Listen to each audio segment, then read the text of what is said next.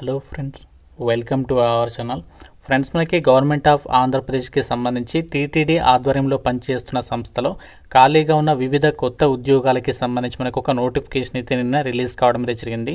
So ఈ జాబ్స్కి సంబంధించి మీకు ఎటువంటి ఎగ్జామినేషన్ అయితే పెట్టట్లేదు. డైరెక్ట్గా మీకు డాక్యుమెంట్స్ని వెరిఫికేషన్ చేసేసి ఈ యొక్క వేకెన్సీస్కి అయితే మీకు ఎంపిక చేయడం జరుగుతుంది. ఇదే మంత్లో మీకు పోస్టింగ్ కూడా ఇస్తున్నారు. ఎటువంటి ఎగ్జామినేషన్ అంటే ఎటువంటి రిటర్న్ టెస్ట్ ఉండదు. సో జస్ట్ మీకు డాక్యుమెంట్స్ వెరిఫికేషన్ చేస్తారు. అప్లికేషన్ చేసుకోవడానికి కూడా ఫీ అయితే లేదనమాట. అన్ని జిల్లాల అభ్యర్థులకి అవకాశం ఉంది కాబట్టి మీ నుంచి ఒకే ఒక చిన్న రిక్వెస్ట్, వీడియోని లైక్ చేసి మీరు ఏ జిల్లా నుండి ఒక వీడియో చూస్తున్నారో తప్పనిసరిగా మీ డిస్ట్రిక్ట్ నేమ్ అనేది కామెంట్ చేసేది చూడండి. ఛానల్ని ఫస్ట్ టైం చూస్తున్న వాళ్ళు ఇప్పుడే సబ్స్క్రైబ్ చేసుకుని బెల్ ఐకాన్ని యాక్టివేట్ చేసి పెట్టుకోండి. ఫ్రెండ్స్, మీ అందరికీ ఒక ఇంపార్టెంట్ అప్డేట్. మనకి సిఆర్పిఎఫ్ నుంచి నిన్న 10th క్లాస్ అర్హతతో 9,000కి పైగా గ్రూప్ సి క్యాడర్కి సంబంధించి పర్మనెంట్ జాబ్స్కి భారీ నోటిఫికేషన్ అయితే రిలీజ్ అయింది. ఈ జాబ్స్కి సంబంధించి మీకు సెలెక్ట్ అయితే 50,000కి పైగానే సాలరీ ఉంటుంది. మన సొంత రాష్ట్రంలోనే జాబ్ పోస్టింగ్స్ అయితే కల్పిస్తున్నారు. ఈ జాబ్స్ గురించి ఆల్రెడీ మన ఛానల్లో కంప్లీట్ డీటెయిల్స్తో వీడియో పెట్టాను. ఇంకా చూడని వారు ఇక్కడ మీకు పైన కార్డ్స్లో అయితే ఇస్తున్నాను లింక్. సో ప్రతి ఒక్కరూ ఆ యొక్క వీడియో కూడా చూడండి. ఇక్కడ నోటిఫికేషన్ డీటెయిల్స్లోకి వెళ్ళినట్లయితే గవర్నమెంట్ ఆఫ్ ఆంధ్రప్రదేశ్కి సంబంధించి టీటీడీ ఆధ్వర్యంలో పనిచేసినటువంటి ఒక సంస్థలో సో వివిధ పోస్టులకి సంబంధించి మీకు డైరెక్ట్గా ఇంటర్వ్యూస్ అనేవి కండక్ట్ చేసేసి ఒక వేకెన్సీస్కి అయితే సెలెక్షన్ చేస్తున్నారు. ఇక్కడ ఇంటర్వ్యూకి సంబంధించినటువంటి డేట్స్ని కూడా ఇచ్చారు చూడండి. ఇక్కడ కొన్ని పోస్టులకేమో 15th ఏప్రిల్ రోజు, మరికొన్ని పోస్టులకేమో 16th ఏప్రిల్ రోజు డైరెక్ట్గా వాకిన్ ఇంటర్వ్యూస్ అయితే కండక్ట్ చేస్తున్నారు. టైమింగ్స్ కూడా ఇక్కడ ఇచ్చారు. మార్నింగ్ 10 AM నుంచి మధ్యాహ్నం 12 PM వరకు కూడా మీకు ఇంటర్వ్యూస్ అయితే ఉంటాయి. ఇంటర్వ్యూకి వెళ్ళేటప్పుడు మీరు మీ ఒరిజినల్ డాక్యుమెంట్స్తో పాటు ఒక సెట్ జిరాక్స్ కాపీస్ అన్ని కూడా మీరు ఇంటర్వ్యూకి తీసుకుని వెళ్ళాలని చెప్పేసి నోటిఫికేషన్లో ఇచ్చారు. అండ్ మనకి ఏజ్ లిమిట్ వచ్చేసి మినిమం 18 నుంచి 47 years వరకు కూడా ఎలిజిబుల్ అని చెప్పేసి ఇక్కడ నోటిఫికేషన్లో మెన్షన్ అయితే చేస్తున్నారు. సో వీటికి సంబంధించి నోటిఫికేషన్లో మేల్ అండ్ ఫిమేల్ క్యాండిడేట్స్కి సపరేట్గా వేకెన్సీస్ అనేవి కేటాయించారు. మేల్ క్యాండిడేట్స్కి సపరేట్గా అండ్ ఫిమేల్ క్యాండిడేట్స్కి కొన్ని పోస్టులు అనేవి సపరేట్గా అయితే కేటాయించారు. ఆ పోస్టుల డీటెయిల్స్ ఇక్కడ మీకు నోటిఫికేషన్లో చెప్తాను చూడండి. ఇక్కడ సో మనకి ఏదైతే serial number 7th 9th 10th అని చెప్పేసి ఏదైతే ఇక్కడ పోస్ట్ ఉన్నాయో సో ఆ పోస్టులకి ఓన్లీ మేల్ క్యాండిడేట్స్ మాత్రమే ఎలిజిబుల్. అండ్ మిగతా పోస్టులు ఏవైతే ఉన్నాయో సీరియల్ నెంబర్ 1, 6, 8 అని చెప్పేసి ఉన్నాయి కదా, వాటికి ఓన్లీ అమ్మాయిలు మాత్రమే ఎలిజిబుల్ అనమాట. అంటే అబ్బాయిలకి సపరేట్గా వేకెన్సీస్ అనేవి కేటాయించారు. సో ఇవి మనకి ఇనీషియల్గా కాంట్రాక్చువల్ బేసిస్ కింద తీసుకుంటున్నారు. బట్ మీకు లక్ కనుక బాగుంటే సో మీకు పర్మనెంట్గా అయ్యేటువంటి ఛాన్సెస్ కూడా ఉంటాయన్నమాట. మీకు ఇనీషియల్గా మాత్రం 1 year కాంట్రాక్ట్ ఉంటుంది. తర్వాత ఎక్స్టెన్షన్ చేస్తూనే వెళ్తూ ఉంటారు. పోస్టుల వారీగా ఇక్కడ మీకు ఆ పోస్టులకి సంబంధించి సాలరీ ఎంత పే చేస్తారు, క్వాలిఫికేషన్స్ ఏముండాలి అన్నీ కూడా ఇక్కడ ఇచ్చారు చూడండి. సో మనకి ముందుగా వచ్చేసి మెడికల్ ఆఫీసర్కి సంబంధించి సో ఈ యొక్క పోస్టులకు వచ్చేసి 60,000 రూపీస్ పే చేస్తారు. క్వాలిఫికేషన్ వచ్చేసి candidates with MBBS degree examination or its equivalent examination అని చెప్పేసి ఇచ్చారు. అంటే మీరు MBBS డిగ్రీ అనేది ఎవరైతే కంప్లీట్ చేస్తుంటారో వాళ్ళు అప్లై చేసుకోవచ్చు.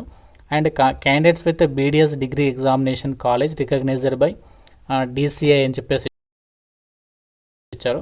ఇంకా మనకి స్టాఫ్ నర్స్ పోస్ట్ ఉన్నాయి. సో స్టాఫ్ నర్స్కి సంబంధించి 38,000 వరకు సాలరీ పే చేస్తారు. సో దీనికి మీరు BSc నర్సింగ్ అనేది కంప్లీట్ చేస్తుంటే ఆంధ్రప్రదేశ్ నర్సింగ్ కౌన్సిల్లో మీరు రిజిస్టర్ అయి ఉండాలి అని చెప్పేసి అయితే ఇచ్చారు. మీకు ఎలాంటి ఎక్స్పీరియన్స్ లేకుండా పర్వాలేదు. ఒకవేళ ఈ క్వాలిఫికేషన్ లేకపోయినా మీరు ఇంటర్మీడియట్ అనేది కంప్లీట్ చేస్తుంటే GNM అంటే జనరల్ నర్సింగ్కి సంబంధించి ఎవరైతే కోర్స్ అనేది కంప్లీట్ చేస్తుంటారో సో దానికి సంబంధించి వాళ్ళు కూడా ఎలిజిబులే. కాకుండా మీకు 3 years ఆఫ్ ఎక్స్పీరియన్స్ అనేది ఉండాలి. అలాగే మీరు ఆంధ్రప్రదేశ్ నర్సింగ్ కౌన్సిల్లో రిజిస్టర్ అయి ఉండాలి అని చెప్పేసి అయితే మెన్షన్ చేస్తున్నారు.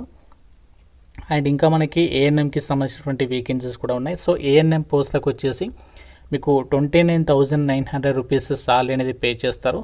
10th క్లాస్ అనేది పాస్ అయి ఉండి ANM లేదా MPHW అనేది ఎవరైతే కోర్స్ అనేది కంప్లీట్ చేస్తారో వాళ్ళు అప్లై చేసుకోవచ్చు.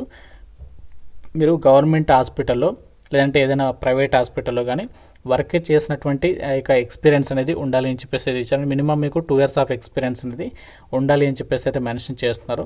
అండ్ ఇంకా మనకి మ్యామోగ్రఫీ టెక్నీషియన్ అని చెప్పేసి వేకెన్సీ ఉంది. దీనికి 37,000 వరకు కూడా సాలరీ పే చేస్తున్నారు. క్వాలిఫికేషన్ ఏముండాలి అంటే BSc డిగ్రీ అనేది కంప్లీట్ చేస్తుంటే with diploma in medical imaging technology లేదా PG diploma in radiography and imaging technology చేసిన వాళ్ళు ఎలిజిబుల్. లేకపోతే BSc radiography and imaging technology చేసినటువంటి వాళ్ళు ఎలిజిబుల్. లేకపోతే మీరు ఇంటర్మీడియట్ అనేది సైన్స్ గ్రూప్లో పాస్ ఉండి సర్టిఫికేట్ కోర్స్ అనేది రేడియోగ్రాఫిక్ అసిస్టెంట్ కానీ లేదంటే DMIT అంటే డిప్లొమా ఇన్ మెడికల్ ఇమేజింగ్ టెక్నాలజీకి సంబంధించినటువంటి వాళ్ళు కూడా ఎలిజిబులే. కాకుండా మీకు 5 years ఆఫ్ ఎక్స్పీరియన్స్ అనేది ఉండాలి అంట. సో ఇంకా మనకు ఉన్నటువంటి కార్డియోవాస్కులర్ టెక్నీషియన్ గ్రేడ్ 2కి సంబంధించి వేకెన్సీస్కి ఎవరు అప్లై చేసుకోవచ్చు అంటే బీఎస్సీ డిగ్రీ అనేది పాస్ అయి ఉండి మీరు పీజీ డిప్లొమా అనేది 2 ఇయర్స్ డ్యూరేషన్లో కార్డియోవాస్కులర్ టెక్నాలజీ విభాగంలో ఎవరైతే చేస్తుంటారో వాళ్ళు ఎలిజిబుల్. ఒకవేళ ఇది లేకపోయినా మీరు బీఎస్సీ డిగ్రీ అనేది కార్డియోవాస్కులర్కి సంబంధించి చేసినా కూడా ఎలిజిబులే. కాకుండా మీకు 1 ఇయర్ ఆఫ్ ఎక్స్పీరియన్స్ ఉండాలి. అలాగే మీరు ఆంధ్రప్రదేశ్ పారామెడికల్ బోర్డులో రిజిస్టర్ అయి ఉండాలి అని చెప్పేసి అయితే చెప్తున్నారు. అండ్ ఇంకా మనకి డేటా ఎంట్రీ ఆపరేటర్కి సంబంధించినటువంటి వేకెన్సీస్ అయితే ఉన్నాయి. సో ఇవి మనకి కావాల్సినటువంటి వేకెన్సీస్. దీనికి మీరు డిగ్రీ అనేది పాస్ ఉండి కంప్యూటర్ నాలెడ్జ్ ఉండి టైప్ రైటింగ్ హయ్యర్ గ్రేడ్కి సంబంధించి మీరు ఇంగ్లీష్లో పాస్ అయినటువంటి వాళ్ళు ఎలిజిబుల్ అనమాట. 28,000 వరకు సాలరీ అనేది పే చేస్తున్నారు. సో ఎటువంటి డిగ్రీ పాస్ అయినా బ్యాచిలర్స్ డిగ్రీ అనేది పాస్ అయిన వాళ్ళు ఎలిజిబుల్ అనమాట. సో ఇంకా మనకి పబ్లిక్ రిలేషన్స్ ఆఫీసర్కి సంబంధించి వేకెన్సీస్ ఉన్నాయి. దీనికి 45,000 వరకు సాలరీ పే చేస్తారు. సో మీరు ఏదైనా డిగ్రీ పాస్ ఉండి పబ్లిక్ రిలేషన్స్ లేదా ఈక్వాలెంట్ క్వాలిఫికేషన్ అనేది పీజీ డిప్లొమా ఎవరైతే చేస్తున్నారో వాళ్ళు ఎలిజిబుల్. మీకు 2 ఇయర్స్ ఆఫ్ ఎక్స్పీరియన్స్ అనేది ఉండాలి అని చెప్పేసి ఇచ్చారు. ఇంకా మనకి మెడికో సోషల్ వర్కర్కి సంబంధించి వేకెన్సీస్ ఉన్నాయి. దీనికి 45,000 వరకే సాలరీ పే చేస్తారు. పోస్ట్ గ్రాడ్యుయేషన్ డిగ్రీ అనేది సోషల్ వర్క్లో ఎవరైతే చేస్తుంటారో వాళ్ళు అప్లై చేసుకోవచ్చు. మీకు అట్లీస్ట్ 1 ఇయర్ ఆఫ్ ఎక్స్పీరియన్స్ అనేది ఉండాలి. అండ్ ఇంకా మనకి ఎలక్ట్రీషియన్కి సంబంధించినటువంటి వేకెన్సీస్ ఉన్నాయి. దీనికి 10th క్లాస్ అనేది పాస్ అయి ఉండి ఐటీఐ ఎలక్ట్రిక్ ట్రేడ్లో ఐటీఐ సర్టిఫికేట్ ఉన్న వాళ్ళు అప్లై చేసుకోవచ్చు. మీకు 3 ఇయర్స్ ఆఫ్ ఎక్స్పీరియన్స్ ఉండాలి. డ్రైవర్ పోస్టులు వీటికి 10th క్లాస్ అనేది పాస్ అయి ఉండి మీకు డ్రైవింగ్ లైసెన్స్ అనేది ఉండాలి. మోటార్ వెహికల్కి సంబంధించి హెవీ మోటార్ వెహికల్కి సంబంధించి అలాగే మీకు must have normal vision without glasses and colour vision should be normal అని చెప్పేసి ఇచ్చారంటే మీకు స్పెట్స్ అనేవి ఉండకూడదు. అలాగే మీకు డ్రైవింగ్లో అట్లీస్ట్ 2 ఇయర్స్ ఆఫ్ ఎక్స్పీరియన్స్ అనేది ఉండాలి అంట. అండ్ మీరు హైట్ వచ్చేసి 5 feet 4 inches ఇన్ హైట్ అని చెప్పేసి ఇచ్చారు. ఇది మనకి మినిమం హైట్ అనమాట. సో ఇవి మనకి కూడా ఉన్నటువంటి వేకెన్సీస్ మనకి ఎస్సీ గ్రూప్ 1కి సంబంధించి కేటగిరీలో ఈ యొక్క వేకెన్సీస్ అనేవి కూడా కేటాయించారు.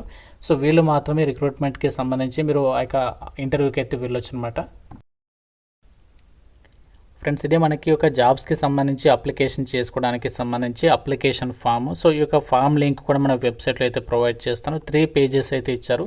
సో కంప్లీట్గా ఈ యొక్క ఫామ్ అనేది మీరు డౌన్లోడ్ చేసుకొని ప్రింట్ తీసుకున్న తర్వాత ఇందులో మీ డీటెయిల్స్ అన్ని కూడా 1-2 సార్లు చదివేసి అక్కడ డీటెయిల్స్ రాసేసి మీరు డైరెక్ట్గా ఇంటర్వ్యూకి అయితే మీరు ఒరిజినల్ డాక్యుమెంట్స్తో పాటు ఈ యొక్క అప్లికేషన్ ఫామ్ అన్ని కూడా మీరు తీసుకుని వెళ్ళాల్సి ఉంటుంది. ఇంకా మీకు నోటిఫికేషన్ గురించి ఏదైనా డౌట్ ఉంటే నాకు కామెంట్లో అయితే అడగండి. మనకి లొకేషన్ అనేది వాళ్ళే మెన్షన్ చేస్తారు నోటిఫికేషన్లో, అంతా కూడా ప్రాపర్గా చెక్ చేసుకుని సో మీకు ఎలిజిబిలిటీ ఉంటే వెళ్ళండి. ఒకవేళ మీకు ఎలిజిబిలిటీ లేకుంటుంటే మీ ఫ్రెండ్స్కైనా షేర్ చేయండి, వాళ్ళకైనా హెల్ప్ అవుతుంది.